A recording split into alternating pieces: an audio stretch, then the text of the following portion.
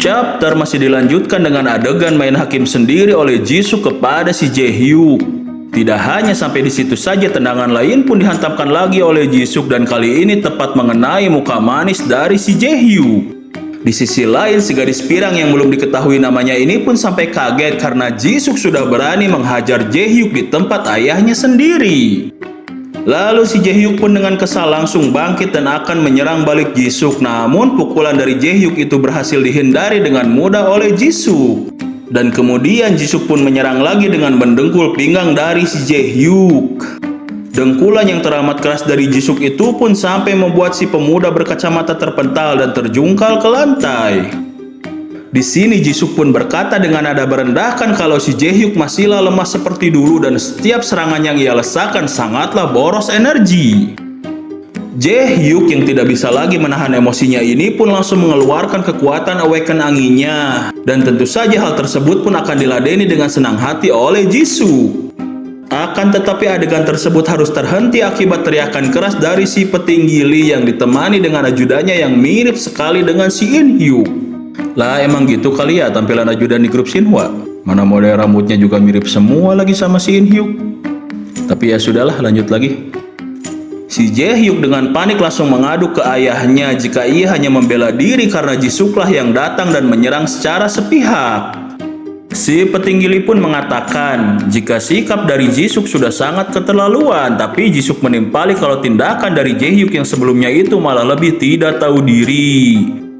Ya, si petinggi Lee pun menjelaskan jika masalah tersebut sebenarnya telah diselesaikan oleh sang teteh ketua sendiri. Dan tidak disangka jika Jisoo dengan entengnya langsung meminta maaf yang sampai membuat semua orang pun kaget. Terutama si petinggi Lee yang sampai emosi karena menganggap Jisoo sedang mempermainkan keadaan. Meskipun petinggi Lee masih emosi dan belum terima, namun Jisoo dengan tegas beralasan kalau masalah Jae-hyuk sendiri bisa diselesaikan dengan hanya meminta maaf. Dan seharusnya hal yang sama pun bisa berlaku untuk Jisoo juga. Kemudian Jisoo pun pamit pergi, namun semua orang dibuat panik karena emosi dari si petinggi Lee pun semakin memuncak. Setelah keluar dari ruangan tadi, Jisoo pun mendapat panggilan telepon dari seseorang yang ternyata itu adalah si In-hyuk yang sambil marah-marah serta ngomel-ngomel menyuruh Jisoo untuk segera menghadap ke ruangan kantor si teteh. Shin pun lalu berpindah ke kantor si teteh ketua di mana ia nampak marah dengan memasang wajah kesal kepada adik tercintanya. Si teteh pun kemudian menanyakan alasan Jisoo menghajar anak dari petinggi Lee, tapi dengan entengnya Jisoo menimpali jika ia hanya sedang kesal saja kepada si Jae-hyuk dan sontak In-hyuk pun langsung ngomel kembali setelah mendengar alasan konyol dari Jisoo tersebut. Akan tetapi In-hyuk pun langsung terdiam saat Jisoo sambil teriak balik mengungkapkan alasan yang sebenarnya, di mana ia hanya membela wibawa dan marwah dari si teteh ketua selaku pimpinan tertinggi dari grup Shinhwa. Si teteh pun sampai ikut terdiam mendengar alasan dari Jisoo tadi dan Jisoo malah jadi salah tingkah setelah berkata keren seperti itu. Namun tidak disangka sambil tersipu malu si teteh pun memaafkan dan meminta Jisoo agar tidak mengulanginya lagi. Sebelum Jisoo pergi, ia pun memiliki satu pertanyaan lagi, yaitu ia ingin mengetahui kriteria yang diperlukan untuk menjadi perwakilan di Akademi Awaken. Tanpa ada jawaban yang pasti, Shin pun langsung berpindah ke rumah Jiu di mana ia masih saja merana dan merasa bersalah. Di sampingnya si juragan Mamang Kaiden yang terlihat sedang menghisap ini permen ya? Apa snack kucing? Oh ya, di sampingnya si Mamang Kaiden pun bergumam kalau Jiu itu kepalang bayi karena terus-menerus merasa bersedih saat berpikir ia telah mencuri kesempatan dari kandidat lain. Namun mereka pun dikagetkan dengan bel rumah yang tiba-tiba berbunyi dan heran siapa gerangan yang datang di jam larut malam begini. Ya, ternyata yang datang itu adalah si Jisoo dan ia beralasan jika ia hanya kebetulan lewat saja. Dan Jiu pun mempersilahkan Jisoo untuk masuk, namun Jisoo menolak karena ia hanya ingin menyampaikan sesuatu yang penting kepada Jiu saja.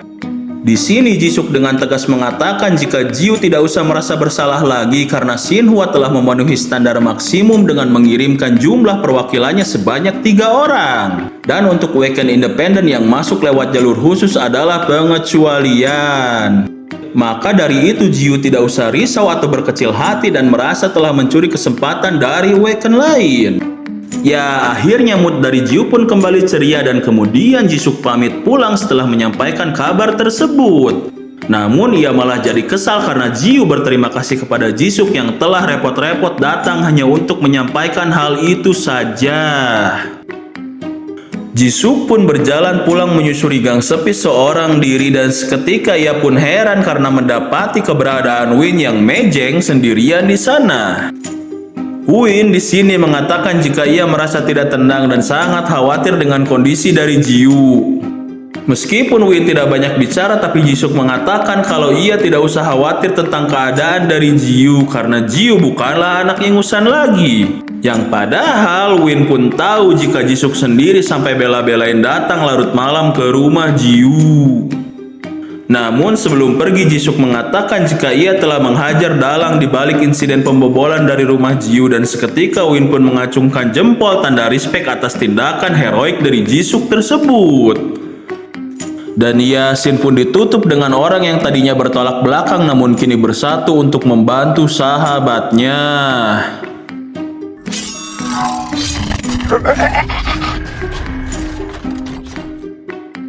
Chapter dibuka dengan diperlihatkannya muka babak belur dari si Jae-hyuk Lee dan ternyata ia sedang menunggu bersama si gadis pirang berduaan saja di sebuah ruangan yang sepi. Ish. Macam tak betul je budak ni. Ah ya sudahlah, jangan sujon. Mereka saudara kali ya. Oke lanjut. Si pemuda berkacamata ini pun sambil diiringi rasa kesal mengatakan jika saja ayahnya tidak datang maka ia pasti akan membalas dan menghajar balik si biang kerok Jisuk. Kini kekesalannya pun makin bertambah tatkala mengingat di hari sebelumnya ia sampai dimarahi dan diomeli oleh ayahnya sendiri. Tapi di sisi lain si Jae-hyuk juga heran bagaimana caranya Jisuk yang kerjaannya hanya keluyuran dan bikin onar bisa tetap kuat seperti dulu jika dibandingkan dengan dirinya yang terus berlatih keras namun tetap saja berakhir dengan kekalahan. Si gadis pirang pun sambil bergumam membenarkan perkataan dari si mata empat barusan karena ia tahu jika semasa kecil Jisuk sudah berhasil mengungguli setiap anak di seusianya dan bahkan Jisuk juga bisa mengungguli beberapa orang dewasa. Tapi sudah sekitar 5 tahun berlalu Jisuk tidak pernah lagi muncul di setiap adanya rapat sehingga tidak ada satupun orang yang tahu seberapa hebat ia sekarang. Dan ya, tapi kini si gadis pirang pun justru malah lebih penasaran dengan seperti apa rupa dari orang yang selalu mereka permasalahkan alias Sojiu. Ternyata orang yang sedang dibahas atau Sojiu sendiri sudah berada di luar ruangan sambil dipandu oleh orang Shinhwa yang terlihat lagi-lagi mirip dengan si In-hyuk. Tapi ini cewek kan ya?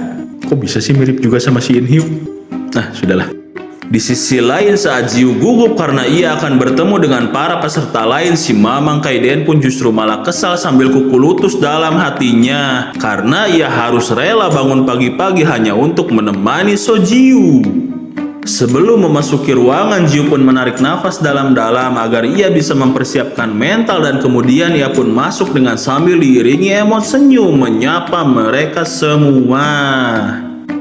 Jae-hyuk Lee di sini pun makin emosi tatkala ia melihat muka polos dari Jiu. Namun si gadis pirang menyambut balik Jiu dan malah kini perhatiannya pun tertuju ke kucing gendut Bahenol menawan yang sedang digendong oleh Jiu.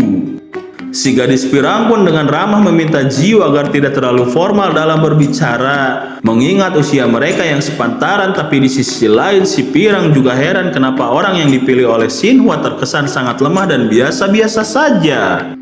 Namun terlepas dari itu semua si pirang pun tetap bersikap ramah dan ia akhirnya memperkenalkan diri kalau namanya itu adalah Boyong Choi. Merasa jika Jiu so akrab dengan si pirang, si Jae-hyuk pun makin kesal apalagi Jiu hanya seorang weekend independen dan ia juga merasa jika kemampuan Jiu itu belum terbukti kelayakannya. Ditambah ia pun mempertanyakan orang bodoh mana yang sampai membiarkan Jiu membawa gumpalan kuning berbulu ke tempat itu. Akan tetapi tiba-tiba saja orang bodoh yang dimaksud pun datang sambil mendobrak pintu hingga mengagetkan semua orang. Dan ya, ternyata si mania kucing In-hyuk lah yang datang dengan terburu-buru hanya demi menyapa sang Mamang Kasein mitra tersayang. Yang mana tentu saja membuat si Mamang Kasein risih dengan tatapan penuh birahi yang terpancar dari muka si maniak In-hyuk. Sadar dengan pandangan orang-orang terhadap tingkah konyolnya itu, si In Hyuk pun dengan malu-malu mempersilahkan semuanya untuk duduk karena memang tujuan awalnya adalah mengenalkan peserta akademi satu sama lain. Kemudian si Jae Hyuk Lee pun sambil gugup menanyakan tentang persiapan apa yang harus mereka lakukan untuk menghadapi kerasnya Akademi Awaken. Namun In Hyuk Gu menimpali jika mereka tidak perlu sampai merasa tertekan karena memang tujuan dari akademi ini hanya sebatas pelatihan dan untuk mempererat tali silaturahmi antar sesama remaja Awaken. Serta In Hyuk yakin kalau masing-masing dari mereka sudah melakukan persiapan sendiri semaksimal mungkin. Lalu tibalah si biang kerok Jisuk dengan muka kucel sehabis bangun tidur, dan ia langsung dikomen oleh si In Hyuk karena dirinya datang terlambat. Jisuk pun langsung duduk sambil petantang petenteng, tapi karena tahu kalau ada sang juragan Kasei Nitrat, tiba-tiba ia pun berubah duduknya menjadi penuh sopan santun dan tata krama. Di sisi lain, si gadis pirang Boyong Choi kaget saat ia tahu kalau ternyata si arogan Jisuk dan si polos Yu ternyata berteman. Namun Jisuk langsung melotot ke arah dirinya karena sedari tadi si gadis pirang itu terus-menerus menatap ke arah Jisuk, yang sontak membuat In Hyuk mengomeli tindakan tidak sopannya itu. Kali ini si gadis pirang beserta si kacamata pun makin dibuat kaget karena Jiu langsung memanggil In Hyuk dengan nama depannya saja untuk mengajukan sebuah pertanyaan yang mana tentu saja hal itu pun tidak sopan, apalagi In Hyuk adalah Awaken tersohor yang masuk ke dalam peringkat 20 besar Awaken teratas Korea. Ya, ternyata pertanyaan yang ingin diajukan oleh Jiu itu hanyalah perkara remeh-temeh, yaitu perizinan untuk membawa hewan ke Akademi Awaken. Dan tidak disangka jika hal tersebut memang diperbolehkan karena ada beberapa Awaken juga yang melakukan hal yang sama, yaitu membawa peliharaan mereka untuk dijadikan senjata dalam pertarungan. Sekarang giliran sang teteh ketua Jeongyu yang datang ke tempat itu, dan semua peserta terkecuali Jisuk langsung berdiri untuk menunjukkan rasa hormat. Tapi berbeda dengan Jiu yang berdirinya hanya untuk menyambut si teteh dengan penuh sukacita, dan lagi-lagi si Jae Hyuk beserta si Boyong Choi kembali kaget sekaligus kesal karena bisa-bisanya Jiu dengan seenak jidat memanggil nama pimpinan tertinggi grup Shinhwa dengan nama depannya saja. Namun si teteh ketua yang anggun, cantik, nan jelita ini pun tidak mempermasalahkan hal tersebut, dan bahkan ia membebaskan Jiu untuk memanggil dirinya dengan sesuka hati. Ya, dan sekaligus juga scene ditutup dengan si kacamata dan si gadis pirang yang benar-benar tidak menyangka jika semua orang penting di Shinhwa itu ternyata sangat akrab dengan So Ji-woo.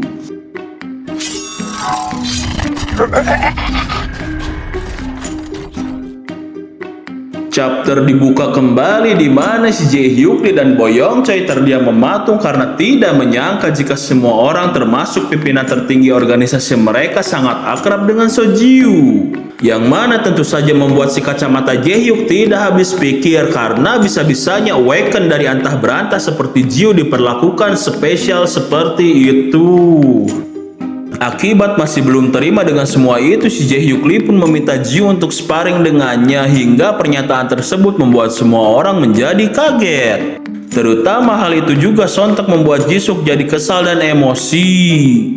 In Hyuk di sini menanyakan maksud dari permintaan Jae Hyuk tersebut, tapi ia beralasan jika hal itu bukan karena ia meragukan keputusan dari sang teteh ketua, melainkan ia masih belum terima dengan kenyataan di mana dirinya yang telah berjuang dengan begitu sangat keras untuk menjadi perwakilan harus disamakan dengan seorang pendatang random yang masih belum terbukti akan kemampuannya.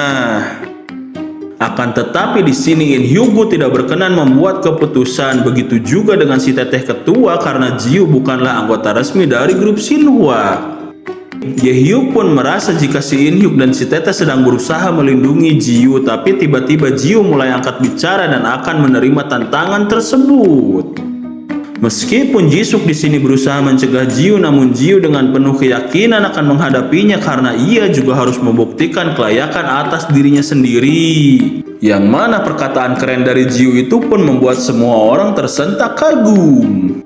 Kini berpindah ke locker room sebelum pertandingan di mana Jiu dan si Mamang Kaiden sedang berdiskusi. Di sini si Mamang Kaiden menduga jika si kacamata Jaehyuk adalah dalang di balik insiden pembobolan rumah Jiu, dan ia juga meyakinkan Jiu yang sedang terlihat ragu jika dirinya pasti bisa mengalahkan si Jaehyuk. Karena Jiu juga sudah berusaha keras serta telah menjalani pelatihan rahasia yang diberikan oleh si Mamang. Berpindah lagi ke aula pertandingan di mana mereka berlima sedang menunggu kedatangan dari Jiu. Saat kedatangan Jiu ke aula, si Jaehyuk pun masih saja memendam kekesalan karena teringat akan sikap Jiu yang selalu terkesan cari muka. Kini mereka pun saling berhadapan, namun si Jaehyuk yang sudah melepas kacamatanya ini pun masih terus mengoceh dan berniat akan membongkar watak asli dari Jiu. Ya, meskipun Jiu sama sekali tidak mengerti dengan ucapan dari si Jaehyuk tersebut, dan di sisi lain si gadis pirang boyong Choi merasa kasihan karena pasti si Jaehyuk tidak akan melewatkan kesempatan untuk menghajar orang polos seperti Jiu habis-habisan. Akhirnya bunyi bel tanda pertandingan pun dimulai, di mana si Jaehyuk yang tanpa kacamata ini pun sedang mengumpulkan energi angin di kedua tangannya dan langsung ia hempaskan ke arah Jiu. Akan tetapi tidak disangka jika Jiu dengan cepat sudah berada di belakang si Jaehyuk dan sebuah boga mentah pun tepat menggaplok pipi manis dari si Jaehyuk tersebut. Si Jaehyuk yang kaget karena tidak tahu kemampuan super speed dari Jiu itu pun makin dibuat emosi, dan ia kali ini tidak akan membiarkan Jiu untuk bergerak dengan bebas. Ia pun berusaha menyerang Jiu dengan memanfaatkan kecepatan angin, tapi tetap saja hal itu masih belum cukup dan malah ia kembali harus mendapat pukulan dari Jiu. Tidak hanya sampai di situ saja, Jiu pun melayangkan pukulan beruntun cerak-cek secara bertubi-tubi hingga membuat semua penonton kaget karena tidak menyangka jika kemampuan dari Jiu itu sudah meningkat lagi dengan sangat pesat. Kini si Jaehyuk pun sampai dibuat tidak berdaya karena Jiu terus-menerus menyerangnya dengan sangat cepat dari berbagai arah. Dan tendangan penghabisan pun dilesakkan tepat ke perut si Jaehyuk hingga membuatnya terpental jauh ke belakang dan terkapar tidak walakaya. Hal itu pun tentu saja membuat semua penonton kaget, terutama untuk Jisuk yang amat sangat senang dengan perkembangan pesat dari Jiu. Dan sekaligus juga kemenangan gemilang dari Jiu tersebut menutup chapter yang sekarang ini.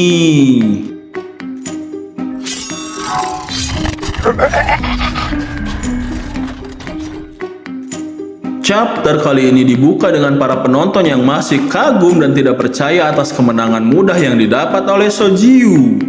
Di sisi lain kita diperlihatkan si korban atau si Jaehyuk dengan muka yang masih babak belur mulai tersadar. Lalu ia pun mencoba bangkit kembali dan memaksa Jiu untuk melanjutkan pertandingannya karena ia beralasan jika tadi dirinya sama sekali belum siap. Namun sambil merendahkan, Jisuk pun berkata kalau sikap dari Jaehyuk itu sangatlah konyol, apalagi ia bahkan kalah tanpa mendaratkan satu serangan pun. Dan kemudian Jisuk pun mengajak Jiu pergi serta tidak usah memperdulikan atau menghiraukan ocehan dari bocah itu. Jaehyuk di sini pun masih terus saja teriak-teriak sambil memaksa agar Jiu mau kembali untuk melawannya lagi. Yang mana ia pun beralasan kalau Jiu pasti tidak mau jika kemenangannya itu didapat secara tidak sengaja, dan tentu para penonton pun menganggap kalau Jiu pasti akan menerima tantangan ulang tersebut. Akan tetapi tidak disangka jika Jiu dengan tegas menolaknya mentah-mentah karena hal itu juga terjadi akibat kecerobohan dari Jaehyuk sendiri. Dan Jaehyuk mau bagaimanapun harus mengakui bahwa Jiu adalah pemenangnya. Sontak semua orang pun dibuat kagum karena tidak menyangka jika anak polos tersebut bisa bersikap sangat tegas. Dan kemenangan dari Jiu pun itu akan sengaja diabadikan oleh Jisuk sebagai kenang-kenangan yang sekaligus untuk mengejek si Jaehyuk juga. Kemudian In-hyuk pun meminta mereka untuk menyudahi semua ini dan ia merasa lega jika tidak ada satupun dari mereka yang sampai cedera. Kini Shin pun berpindah lagi ke kantor si teteh ketua di mana In-hyuk melaporkan kalau Jiu sudah pulang ke rumahnya. Sementara di sisi lain si Jaehyuk malah menolak untuk diperiksa oleh dokter dan pergi begitu saja.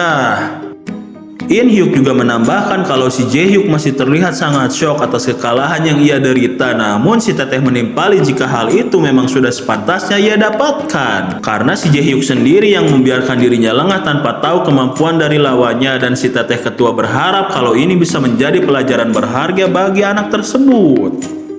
Kini topik mereka pun berubah di mana In Hyuk masih takjub dengan kemampuan bertarung Jiu yang meningkat amat pesat.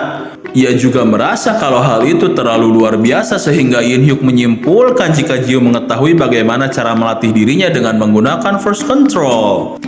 Tar dulu, itu benar gak ya? Force control. Force control. Yang ngikutin Google Translate aja lah. Si teteh pun sependapat dengan dugaan In Hyuk tersebut, apalagi si teteh juga merasa kalau force control yang dipakai oleh Jiu itu adalah yang tingkat tinggi. Di sini In Hyuk menimpali kembali kalau force control yang tingkatannya sangat rendah sekalipun merupakan aset paling berharga bagi seorang Awaken, sehingga ia pun bertanya-tanya bagaimana cara Jiu mendapatkan kemampuan metode tersebut.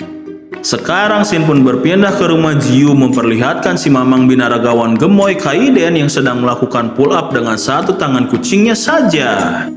Ya, beliau pun jengkel karena merasa terganggu dengan suara tertawaannya Jiu yang terlihat sedang bermain dengan para kucing kecil. Namun Jiu menimpali jika dirinya amat sangat bahagia karena untuk pertama kalinya Jiu bisa menang dalam sebuah pertarungan. Akan tetapi si mamang-mamang gemoy ini pun menimpali dengan ekspresi yang datar kalau kemenangan atas lawan yang sedang lengah itu memanglah sudah seharusnya. Dan ia juga malah menyombongkan diri dengan menceritakan masa mudanya yang lebih hebat dari Jiu. Meskipun demikian, tapi Jiu tetap merasa senang dan bahkan ia memuji kehebatan dari ajaran si mamang Kaiden yang telah membuatnya menjadi bertambah kuat dengan sangat cepat. Dan tentu saja hal itu pun membuat penyakit narsis dari si mamang gendut Bahenol ini pun kumat lagi, di mana ia makin terus-terusan menyombongkan dirinya sendiri tanpa henti. Shin kemudian berpindah ke Win yang terlihat sedang mengecek handphonenya. Tidak disangka ia pun mendapat kiriman foto dari Jisuk tentang kemenangan telak dari Sojiu. Sehingga si Profesor Dylan yang berada di depannya itu pun sampai dibuat heran saat melihat Win yang senyum-senyum sendiri.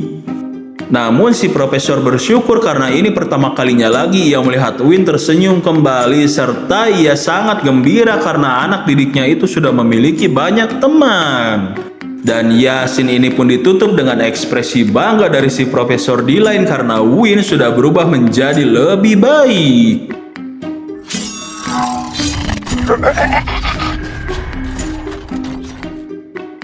Chapter dibuka dengan orang-orang yang sedang mengagumi sosok Kaiden sebagai salah satu Awaken terkuat di dunia.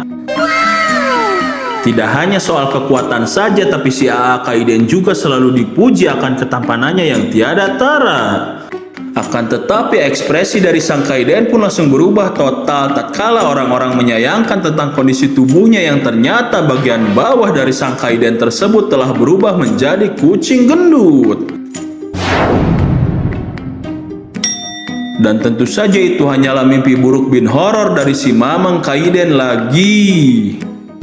Beliau pun merasa lega dan sambil mengusap-ngusap pantatnya itu ia pun bergumam jika ia sangat bersyukur tidak berubah menjadi seekor centaur yang konyol, yang mana jadinya tubuhnya itu adalah setengah manusia dan setengah kucing. Jiu yang cemas dan berada di sampingnya ini pun menanyakan kondisi dari si mamang karena barusan ia tiba-tiba teriak tidak jelas. Tapi si mamang Kaiden menimpali kalau itu hanya karena ia kebanyakan tidur saja, apalagi hal itu sering terjadi semenjak dirinya telah berubah menjadi kucing. Dan konyolnya Jiu menimpali jika hal tersebut memang normal terjadi kepada seekor kucing, yang tentu saja membuat si mamang kesal karena ia memang bukanlah kucing sungguhan.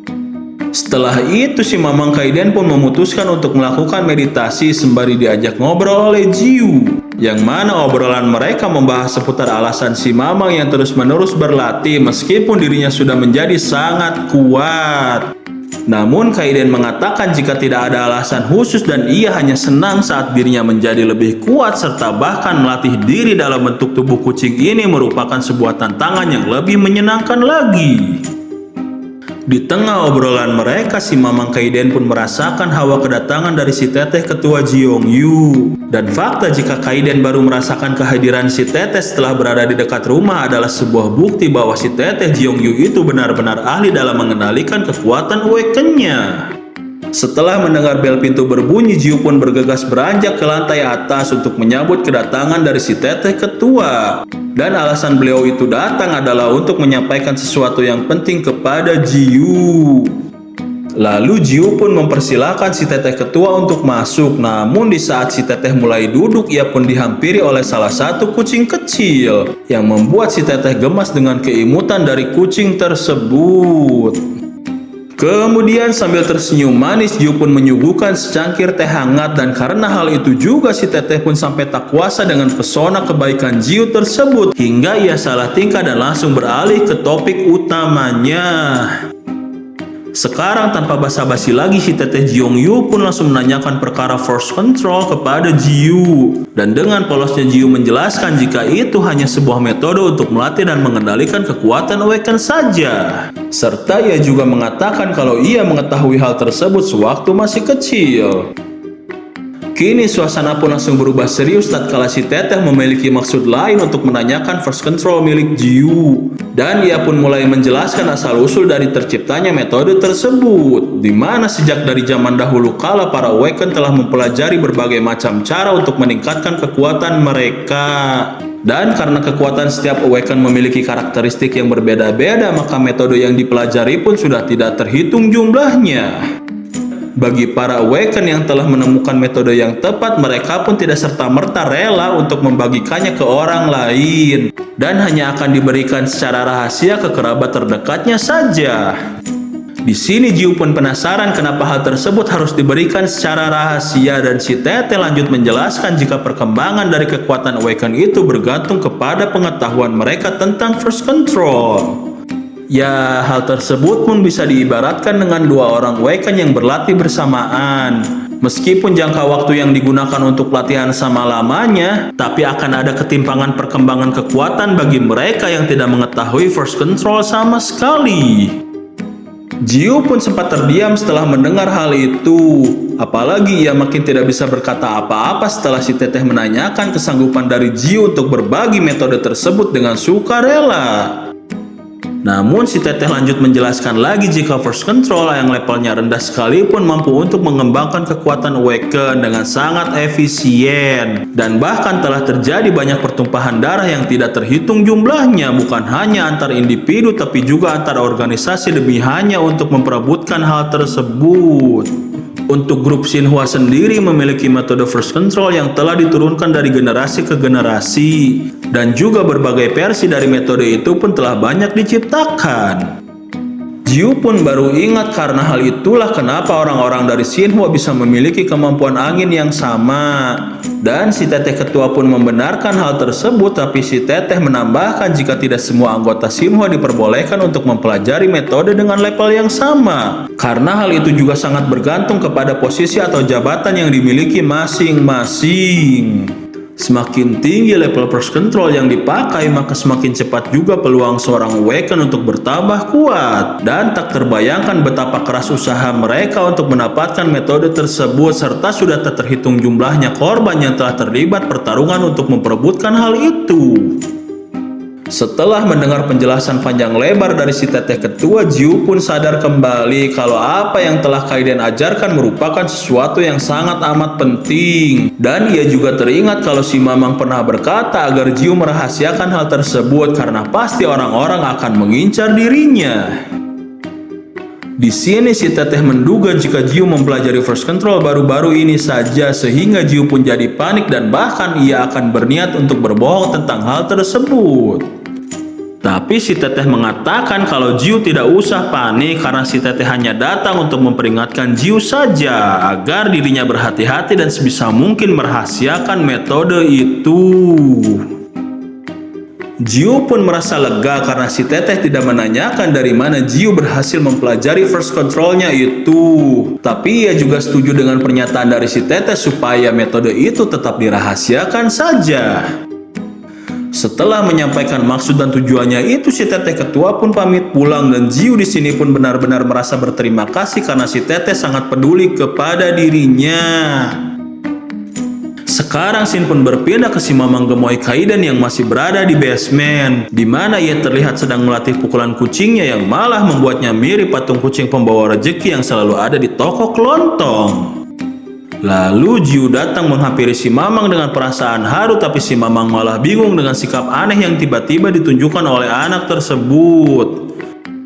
Namun di sini Jiu membahas mengenai first control yang sebelumnya diajarkan oleh si Mamang, yang mana membuat si Mamang Kaiden sadar jika itulah yang sedari tadi dibahas oleh Jiu bersama si teteh. Kemudian seperti gadis perawan, si Mamang Kaiden pun merajuk dan ia mulai menyombongkan diri mengenai Jiu yang sama sekali tidak peka dengan kehebatan dari beliau. Tapi tiba-tiba si Mamang Kaiden pun sontak kaget karena Jiu langsung mendekap erat tubuh gemoynya. Jiu di sini pun tanpa henti terus mengucapkan terima kasih dan semakin erat memeluk tubuh si Mamang yang sampai membuatnya pun sulit untuk bernapas. Ya, dan scene penuh haru ini pun juga sekaligus menjadi penutup untuk chapter yang sekarang. Demikianlah video dari kami. Kami, segenap kru yang bertugas, mengucapkan terima kasih yang sebesar-besarnya kepada adik, kakak, kakek, nenek, bapak, ibu, dan seluruh warga masyarakat di semua lapisan, karena telah bersedia menonton video yang seadanya ini. Biar lebih lengkap dan lebih seru, jangan lupa juga untuk membaca komik, manhwa, dan manga aslinya, karena ini hanya sebatas rangkuman dan untuk hiburan. Dukung terus channel UMKM kami dengan cara subscribe, like, dan komen. Sehat-sehat terus bagi kalian para pendengar, dan sampai jumpa di video yang selanjutnya.